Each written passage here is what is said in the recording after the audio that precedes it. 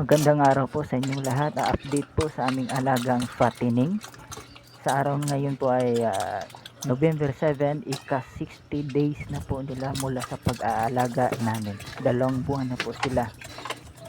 Ayan po, sa oras na yun, kumakain sila ng kanilang tanghalian.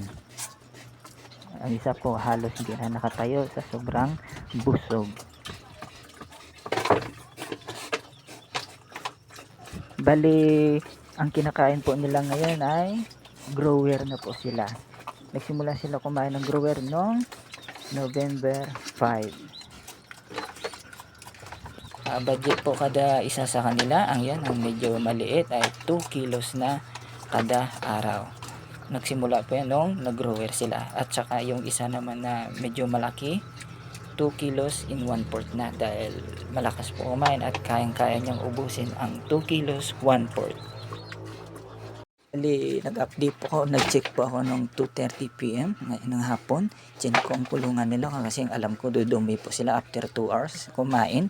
Ayan nga po, hindi ako nagkamali, ay nagdumumi po sila at kakalinis lang po nila. Pinaliguan po sila dyan para hindi nila maikalat at madaganan. Bali, mag-update po ko ang timbang nila. Estimated lang po ito, hindi 100%, maaari 90% or 85%.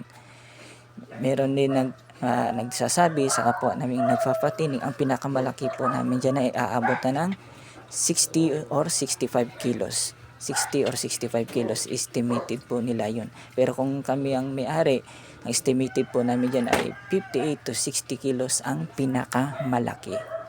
At ang medyo maliit po dyan ay estimated rin namin ay 54 to 56 kilos.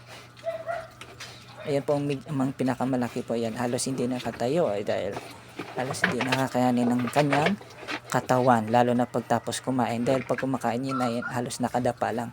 Ayan po ang medyo maliit. Ang estimated namin po yan ay 54 to 56 kilos. At least nakuha na namin yung average bago mag-grower ng 45 to 50 kilos.